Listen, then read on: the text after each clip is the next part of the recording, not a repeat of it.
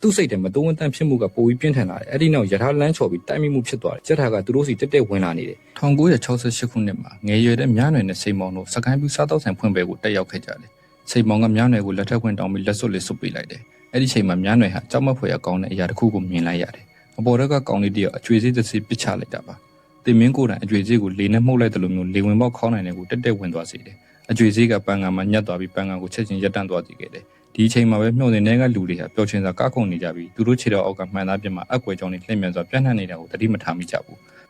းမြားနွယ်နဲ့စိတ်မောင်တို့နေရာယူလိုက်တဲ့အချိန်မှာပဲအောက်ဘက်ကတမလီထောက်တိုင်တွေကခံနိုင်ဝင်မဲ့ပြီးကျိုးပဲကုန်တယ်ဝက်ဥတွေတစ်ခုပြီးတစ်ခုပြုတ်ထွက်ကုန်တယ်ရုတ်တရက်ဆိုသလိုညက်နေတဲ့အကျွေးစေးကြောင့်ပန်းကဒလက်ကျိုးပဲပြီးကပိုက်စီကိုတက်တက်လွှင့်စင်သွားတယ်ကားခုန်နေကြတော့မှပဲအကွယ်ကြောင့်ကျဲလာပြီး gas တွေလေထဲကိုယူစိတ်လာတယ်မြားနွယ်ရဲ့ပတ်ဝန်းကျင်တစ်ခုလုံးမုံမမှန်ဖြစ်လာတယ်ရုတ်တရက်စိတ်မောင်ချက်မြင်အောင်ကိုပြုတ်ကျသွားတယ်လူတွေလည်းတယောက်ပြီးတယောက်ပြုတ်ကျပြီးတန်တန်းတွေကိုအသေးအံဖတ်တွေ့ထားကြတယ်အောက်ဘက်ကဝန်ထမ်းတွေလည်းလမ်းဖြတ်ပြီးအသက်လူပြေကြရတ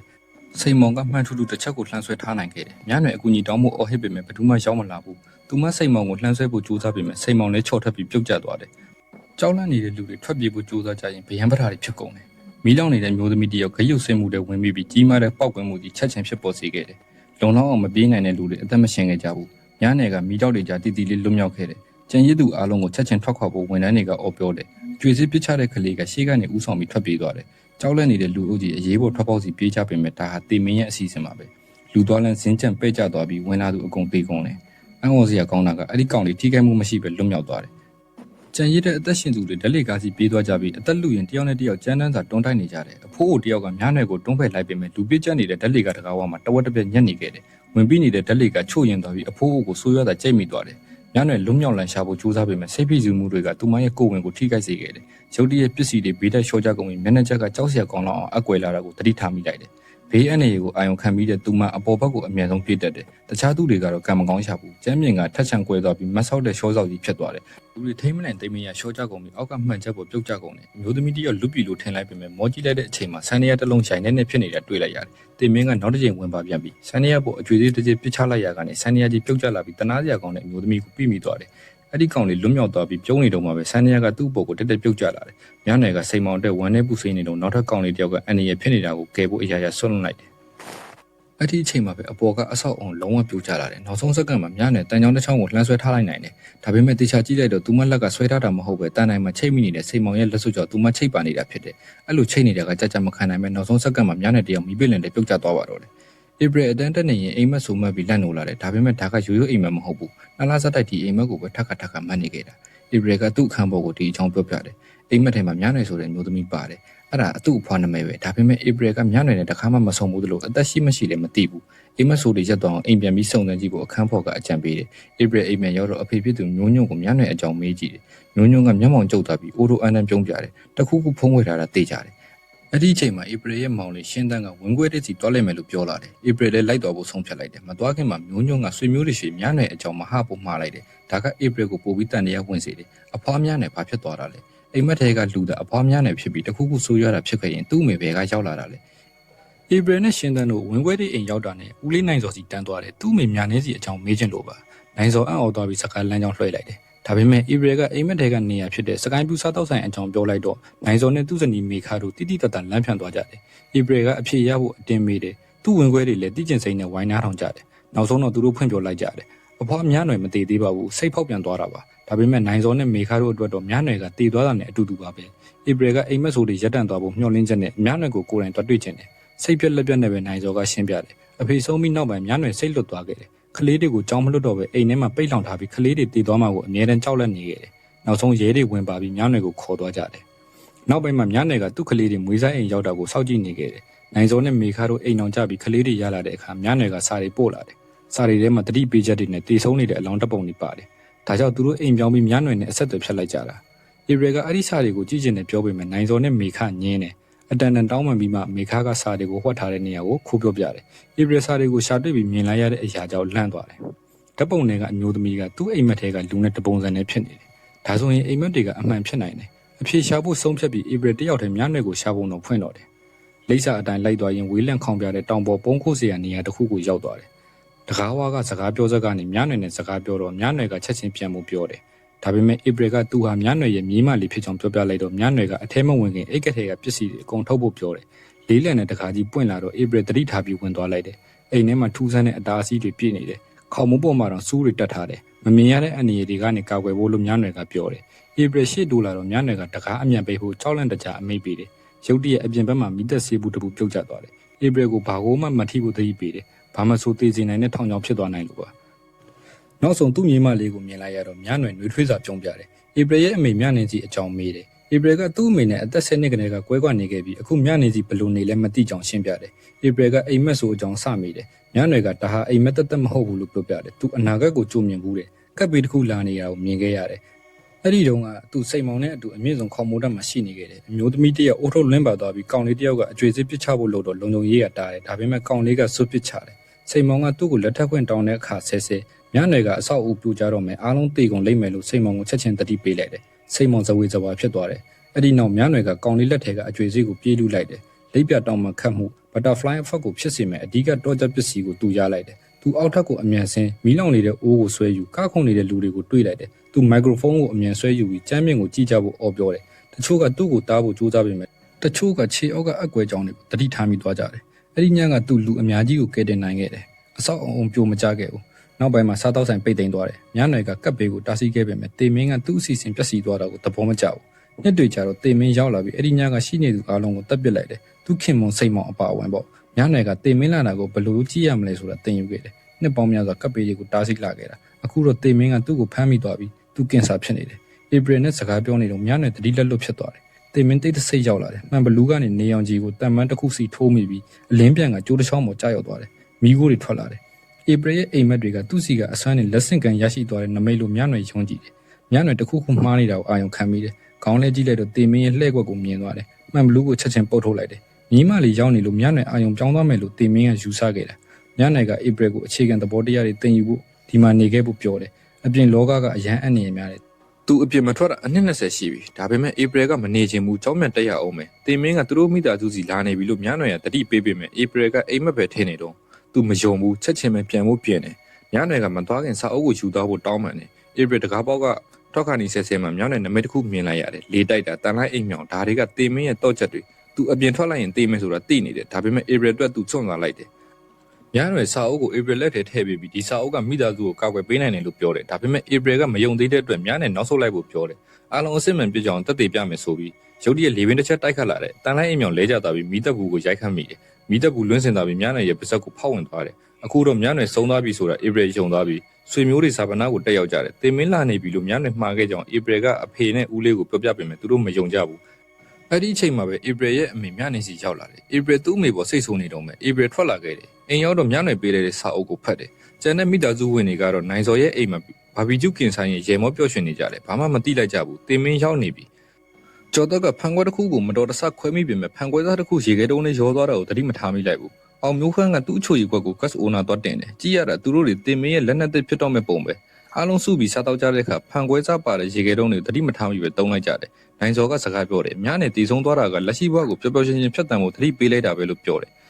ပြီးတော့အားလုံးခွက်ချင်တိုက်ပြီးတောက်လိုက်ကြတယ်ရုတ်တရက်မျက်နှာလဲလေချောင်းနှင်းတယ်လို့ဖြစ်သွားတယ်တခုခုလေပင်မှာတစ်ဆိုးနေပြီးအသက်ရှူမရဖြစ်သွားတယ်အားလုံးဝမ်းကြီးကြပြင်မဲ့တကယ်တမ်းတော့တီးသွားရုံတက်ပါပဲသူဘာမှမဖြစ်ပါဘူးအိမ်ထဲမှာတော့ဧပြီကမြနွယ်ရဲ့စာအုပ်ကိုဖတ်နေတယ်အကျွေးစစ်အဖြစ်ပြက်နဲ့ဘာဘီကျူကင်ဆက်အကြောင်းအခန်းတစ်ခုကိုသူတွေ့လိုက်တယ်အပြင်မှာအောင်မျိုးခန်းကမီးသွေးမီးဖို့ကိုမီးညှိနေတယ်ကျော်တက်ကမျက်နှာကို trampoline ပေါ်ခုံမို့လှမ်းခေါ်တယ်ဒါပေမဲ့အောက်မှာဖုံးကွယ်နေတဲ့ထွန်ချက်ကအချုံကိုသူတို့မမြင်ကြဘူးစာအုပ်ကဧပြီလက်ထဲကနေလွတ်ကျသွားတယ်ဆိုးရွားတဲ့အန်ဒီရဲ့တစ်ခုကိုသူခံစားလိုက်ရတယ်မီးဖို့မီးတောက်လာတာနဲ့အမျှဓာတ်ပုံပေါင်တစ်ခုပြုတ်ကျပြီးကွဲသွားတယ်ဖန်ခွဲစားတစ်ခုကျမ်းမြင့်ပေါ်လွင့်စင်သွားတယ်ဘဒုခွက်ထဲမှာတေးသေးနိုင်တဲ့ဖန်ခွဲစားပါတယ်လေနိုင်စောအချိုးရည်ကိုတုံငုံတောက်လိုက်ပေမဲ့ဘာမှမဖြစ်ဘူးကင်မရာကမျက်နှာစီရဲ့ခွက်ကိုအနီးကပ်ပြတယ်သူ့ခွက်များလားဧပြီကတခုခုမှားနေတာကိုအာရုံရပြီးသူ့မောင်ရှင်းသက်ရှိဖုန်းဆက်ရင်နိုင်စောတို့အိမ်ဘက်ကိုထွက်လာခဲ့တယ်ကန်ဆိုးတာကရှင်းသက်ဖုန်းမကင်ဘူးထရမ်ပိုလင်းရဲ့ချုပ်ရိုးတွေပြေးနေပြီးပြုတ်ထွက်တော့မဲ့ပုံဖြစ်နေတယ်လမ်းမှာဧပြီသတိပေးဆိုင်ဖို့တခုကိုတွေ့တယ်ရှေ့တွင်အန်နီရဲ့ရှိသည်တင်မင်းကိုယ်တိုင်သူ့ကိုတားဖို့ကြိုးစားနေတယ်လို့ပဲအဲ့ဒီအချိန်မှာဖန်ခွဲစားကသူ့အဖေမျိုးညွန့်ရဲ့ခွက်ထဲမှာရှိနေတာကိုပြတယ် ဒါပေမဲ့သူကနည်းနည်းပဲတောက်ပြီးပြန်ချထားလိုက်တယ်နိုင်စောကထရမ်ပိုလင်းပေါ်တက်ခုန်တယ်မျက်နှာပြင်ကအချိန်မရေပေါက်ထွက်သွားနိုင်တဲ့ပုံပဲကန်ကောင်းစွာနဲ့မြနင်းစီကအောက်မှာဝတ်ထားတဲ့ထွန်ချစ်ကိုမြင်သွားတယ်သူအော်ပြောပြီးပြေးထွက်ကထွန်ချစ်ကိုဆွဲထုတ်ပြီးစက်ခံနဲ့ပြန်ထားလိုက်တယ်ဒါပေမဲ့အဲ့ဒီအချိန်မှာပဲမေခကပလင်းတစ်လုံးကိုမတော်တဆတိုက်မိပြီးအနာကဆက်တစ်လုံးရဲ့ခလုတ်ကိုတွတ်ထိမိတယ်အောက်ကပိုက်တွေလိမ်ပြီးတုံလာတယ်စောစောကထွန်ချစ်ကပြန်လျှော့ကျလာတယ်ဧပြီရောက်လာတဲ့အချိန်မှာတေမင်းကသူ့ရဲ့ဖြောပြပွဲကိုစဖို့အဆင်သင့်ဖြစ်နေပြီနိုင်စောသူ့ကိုနှုတ်ဆက်ဖို့လမ်းလျှောက်ထွက်လာတယ်ရုတ်တရက်ကြော်သက်ချက်တော့ထရမ်ပိုလင်းကြညက်မိသွားတယ်မျက်နှာလှည့်ကြည့်လိုက်တော့သူ့ခွက်တွေကဖန်ခွဲစားပြုတ်ကျသွားတယ်နိုင်စောအဲ့ဒီဖန်ခွဲစားကိုတက်နေမိတယ်ဆူရှားတဲ့နာကျင်မှုကိုချက်ချင်းခံစားလိုက်ရတယ်အဲ့ဒီချိန်မှာပဲထွန်ချစ်ကမျက်ရည်ဆက်ပေါ်ပြုတ်ကျသွားတယ်နိုင်စောဟန်ချက်ပြတ်ပြီးလဲကျသွားတယ်မျက်ရည်ဆက်ကသူ့စီတက်ပြေးလာပြီးသူ့တက်ကိုနှုတ်ယူသွားတော့တယ်ဆွေပြိုးနေနောက်ထပ်စာပနာတစ်ခုတက်ရောက်ရပြန်ပြီဧပြီအိမ်မြန်ရောက်တာနဲ့စာအုပ်တွေကိုအသေးအတန်ပြန်ရှာတယ်စာတစ်စောင်တွေ့လိုက်တယ်ဂျေဘီကအသက်ရှင်ကျန်ရစ်သူတယောက်ကိုရှာတွေ့ခဲ့တဲ့သူဘ누구လှည့်လာမလဲဆိုတာကိုစစ်စစ်ကြည့်လိုက်တယ်မြနွယ်နဲ့စိတ်မောင်တို့ရဲ့သားသမီးတွေကနိုင်စောနဲ့မြနင်းစီဖြစ်တယ်နိုင်စောရဲ့သားသမီးတွေကအောင်မျိုးခန့်မျက်နှုံနဲ့ကြော်သက်မြနင်းစီရဲ့သားသမီးတွေကဧပြီနဲ့ရှင်တန်သူတို့အားလုံးကသွေးသားတော်ဆက်ပြီးတေမင်းလက်ကမလွတ်နိုင်ကြဘူးဧပြီဒီပုံစံကိုတခြားသူတွေကိုရှင်းပြတယ်အခုတော့သူတို့ညင်ပြီးနားထောင်နေကြပြီဒါတွေအားလုံးကစားတော့ဆိုင်ကတေဆုံးစရင်အတိုင်းပဲတေမင်းကမြနွယ်မြင်ခဲ့တဲ့အစီအစဉ်အတိုင်းလိုက်တက်နေတာမူလကယာနဲ့ချီတဲ့လူတွေတေရမှာဖြစ်ပေမဲ့မြနွယ်ကကဲခဲ့တာအခုတေမင်းကတယောက်ချင်းစီကိုပြန်ခေါ်နေပြီတေမင်းကလူတက်တဲ့အခါတတ်မှတ်ထားတဲ့အစီအစဉ်အတိုင်းသွားတယ်နိုင်စောမိသားစုကစမယ်ပြီးမှဧပြီတို့စီလာမယ်ညိုညိုနဲ့မေခါကတော့သွေးသားမတော်ဆက်လို့တေမင်းစင်းကနေလွတ်လောက်တယ်ဒါဆိုရင်အခုအန်တီရဲ့အရှိဆုံးကနိုင်စောရဲ့သားအကြီးဆုံးအောင်မျိုးခန့်ပဲဒါပေမဲ့ဘယ်သူမှဧပြီကိုမယုံကြဘူးသူ့ကိုဆွဲလန်းလွန်းနေတယ်ချိန်စာမိနေတယ်လို့ထင်ပြီးတယောက်ပြီးတယောက်ထွက်သွားကြတယ်အောင်မျိုးခန့်သူ့အလုပ်ခွင်ကိုရောက်လာတယ်ဒဲနေတဲ့ပန်ကာကတွဲလောင်းကျနေပြီးတန်ကြိုးကိုထိမိသွားတယ်တန်ကြိုးကအောင်မျိုးခန့်ရဲ့နှာခေါင်းကွင်းထဲကိုကွက်တိချိတ်မိသွားတယ်သူ့ဘေးကပိုးသက်စေးရည်တွေကျမ်းပြင်းပေါ်မှောက်ကုန်တယ်ပန်ကာကတဖြည်းဖြည်းချင်းလဲနေပြီးတန်ကြိုးကိုပို့ပြီးတော့တင်းအောင်ဆွဲနေတယ်အောင်မျိုးခန့်နှာခေါင်းကွင်းကိုဖြုတ်မရဘူးခြေပြားထောက်ပြီးဖန်ချက်ထိန်းလိုက်ရတယ်ပို့ပြီးမြင့်လာတယ်သူမတော်တဆဘေးကမီးအိမ်ကိုတတ်တိုက်မိတယ်မီးအိမ်ပြုတ်ကျပြီးမီးလောင်လွယ်တဲ့ပိုးသက်စေးရည်တွေကိုချက်ချင်းမီးထားလောင်စေတယ်ချိန်နေတွေမြန်မြန်ဆိုးရွားလာတယ်စပွဲပေါ်ကမှန်နေကွဲကုန်တယ်အောင်မျိုးခန့်နာကျင်ပြီးထိတ်လန့်တကြားနဲ့လွတ်အောင်ယုံနေရတယ်နောက်ဆုံးစက္ကန့်မှာတန်ကြိုးကိုဆွဲဖြုတ်လိုက်နိုင်ပေမဲ့ပြုတ်ကျသွားတဲ့အချိန်မှာပိုးသက်စေးရည်တွေပိုမှောက်ကုန်တယ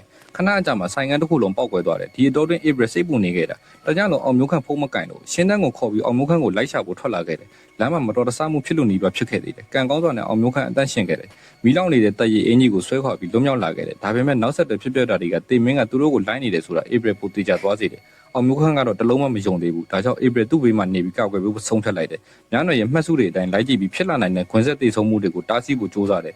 ဥပမာတစ်ခုတ်သမားတယောက်တက်ကိုင်းပေါ်ကနေရုတ်တရက်ပြုတ်ကျလာပြီးကောင်လေးရဲ့ပေါ်လုံးနဲ့ထိမှန်သွားတယ်အဲ့ဒီပေါ်လုံးကအောင်မျိုးခန့်ခေါင်းကိုထိရင်တေးသွားနိုင်တယ်အဲ့ဒီချိန်မှာပဲလမ်းလျှောက်ထွက်လာတဲ့မျက်နှိုးနဲ့စုံတယ်အမိုက်ကတစီမောင်းဝင်လာတယ်ဧပြီကအောင်မျိုးခန့်ကိုဝေးနေဖို့ချက်ချင်းတတိပေးပေမဲ့အောင်မျိုးခန့်ကမစင်အမိုက်ကနာကနေနောက်ပြောင်တယ်မျက်နှိုးကသူတို့ကိုခယူးမဆိုင်ပဲနဲ့ကြက်တက်ပြီးဆက်လျှောက်သွားတယ်နောက်ဖြစ်လာမယ့်အရာကိုဘယ်သူမှမထင်ထားဘူးမျက်နှိုးမတော်တဆအမိုက်ကလည်းလွှင့်စင်ပါသွားတယ်သူတို့ထိတ်လန့်တကြားနောက်ကပြေးလိုက်ပေမဲ့ရင်မောင်းကနှစ်ကြက်တက်ထားတော့ဘာမှမကြားရဘူးဧပြီအမိုက်ကပေါ်ခုန်တက်ပြီးမျက်နှိုးကိုဆွဲဖို့ကြိုးစားတယ်လက်ကိုလှမ်းမိပေမဲ့နောက်ကျသွားပြီမျက်နှာကျိတ်ဆက်တယ်ပါသွားပြီးတေဆုံးသွားတယ်အဲ့ဒီတော့မှကျန်တဲ့မိသားစုဝင်တွေတေမင်းသူတို့စီတကယ်လာနေမဲ့ယုံသွားကြတယ်ပြီးတော့မေခါကထိတ်လန့်စရာအမှန်တရားတစ်ခုကိုပြောပြတယ်အောင်မျိုးခန့်ကနိုင်စောရဲ့သားအရင်မဟုတ်ဘူးသူဖောက်ပြန်ရာကရလာတဲ့ကလေးဒါကြောင့်အောင်မျိုးခန့်အသက်ရှင်ခဲ့တာဖြစ်နိုင်တယ်ဆိုလိုတာကနောက်ထပ်အသက်အန္တရာယ်ရှိတာကနိုင်စောရဲ့သားအငဲ့ကြော်တက်ပဲဧပြီမှတ်စုတွေကနာမည်တစ်ခုကိုသတိရသွားတယ်ခန့်နိုင်တယ်မြနေစီနဲ့လည်းတည်နေတယ်သူ့ကိုရှာဖို့ဆေးရုံကိုအမြန်သွားကြတယ်တကယ်တော့ခန့်နိုင်ဆိုတာဟိုးအရင်ညကမြနဲ့ကဲခဲ့တဲ့ကောင်လေးပါပဲခန့်နိုင်ကတေမင်းကိုနိုင်ဖို့နီးလက်နှစ်ခုပဲရှိရလို့ရှင်းပြတယ်တယောက်ယောက်ကိုတက်ပြီးသူတို့နေရာကိုယူမလားတေပြီးမှပြန်ရှင်မလာ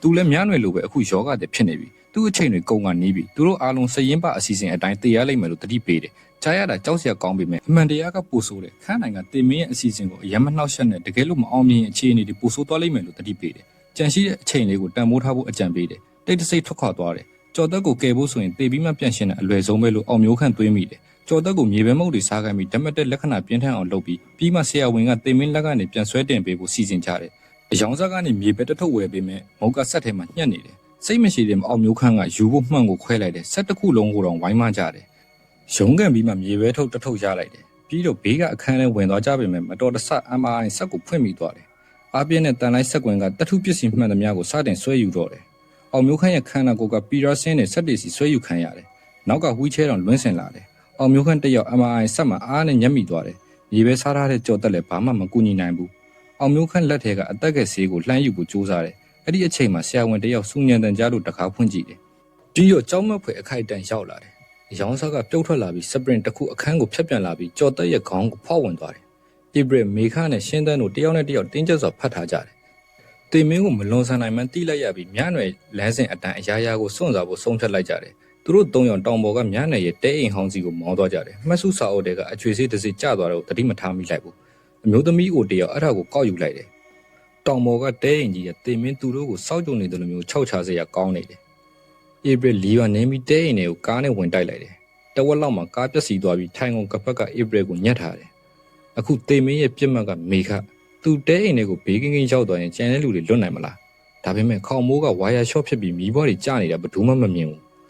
မေခတဲရင်တကားဝါရောက်ခါနီးမှာပောက်ကွဲမှုကြီးဖြစ်သွားတယ်။ဧပြီရဲ့ခန္ဓာကိုယ်ကအနီးနားကရေကန်နဲ့လွင့်ဆင်သွားတယ်။ရှင်းတန်းကတော့တစ်သားပြောက်တွေပြပြီးညက်နေတယ်။ဒိုင်ယာတွေနဲ့ရုံးကန်ရင်မေခညီးကြွားပြီးရှင်းတန်းကိုကယ်ထုတ်တယ်။ဧပြီကိုအမြန်ကယ်ဖို့ပြောတယ်။ပြောပြီးကြတဲ့ချက်ချင်းပဲအပေါ်ကမီးတံပြုတ်ကျလာပြီးမေခပွဲချင်းပြီးတိတ်ဆုံးသွားတယ်။ရှင်းတန်းကဧပြီကိုရေထဲကနေအမြန်ဆွဲထုတ်တယ်။သူတတိလစ်နေပြီ။ကံကောင်းစွာနဲ့အချိန်မီပြန်တတိရအောင်လုံနိုင်ခဲ့တယ်။နှစ်ယောက်သာဖတ်ပြီးရေမောလိုက်ကြတယ်။ခန်းနိုင်ပြောတယ်တေပြီးမှပြန်ရှင်ဆိုတာဒါပဲဖြစ်ရမယ်။ဒါပေမဲ့မေခတိဆုံသွားကြောင်းကြားလိုက်ရတော့ဧပြီမျက်ရည်တွေမထိန်နိုင်တော့ဘူး။ညနယ်ရဲ့သွေးသားရင်းတွေကသူနဲ့ရှင်းတတ်မယ်ကြမ်းတော့တယ်။တပတ်ကြာတော့ရှင်းတန်းနဲ့ဧပြီတို့ရှင်းတန်းရဲ့ကောင်းမလေးအိမ်ကိုတွားလေကြတယ်။ရှင်းတန်းရဲ့အင်ကြီးကိုပြင်ပေးနေရင်ဧပြီနှင်းစီဆူဆူသွားတယ်။ရုတ်တရက်အိမ်မက်ဆိုးကိုတတိရသွားတယ်။အဲ့ဒီအိမ်မက်ထဲမှာညနယ်ရဲ့လက်ကိုဆူဆူခဲ့တယ်။ပြီးတော့အမျိုးသမီးအိုတယောက်အကျွေစစ်ပစ်ချလိုက်တယ်။အကျွေစစ်ကလှေကားအတိုင်းလိမ့်ဆင်ပြီးရထားတန်လန်ချမှာညှက်သွားတယ်။ရထားတစ်စင်းကအဲ့ဒီစီကိုအချိန်နဲ့မောင်းလာနေတယ်။ရှင်းတန်းကောင်းမလေးရဲ့အဖေကဆရာဝန်ပါ။ရှင်းတန်းကဧပြီကိုကယ်ခဲ့ပုံပြောပြတော့သူကရှင်းပြတယ်။ဧပြီတကယ်တေခဲ့တာမဟုတ်ဘူး။တတိလစ်သွားတာအသက်ပြန်ရှူလာအောင်လုပ်လို့ရပေမဲ့နှလုံးမရက်သွားဘူးဆိုရင်တကယ်တေးတာမဟုတ်ဘူးလို့သူကပေါ့ပေါ့ပပပဲပြောလိုက်။ဒါပေမဲ့ဧပြီနဲ့ရှင်းတန်းတို့တော့ဒါကတည်င်းဆိုးပါဧပြီသူ့အိမ်မက်ထဲကလို့အနီရောင်ကားတစ်စီးကိုမြင်လိုက်ရတယ်ရှင်းတန်းနဲ့ကောင်မလေးကလည်းမြောင်းနယ်ဝတ်ထားတဲ့အဝတ်ဆံမျိုးဝတ်ဆင်ထားတယ်သူ့စိတ်ထဲမှာတိုးဝန်တန်းဖြစ်မှုကပိုပြီးပြင်းထန်လာတယ်အဲ့ဒီနောက်ရထားလမ်းချော်ပြီးတိုက်မိမှုဖြစ်သွားတယ်ကြက်ထာကသူတို့စီတက်တက်ဝင်လာနေတယ်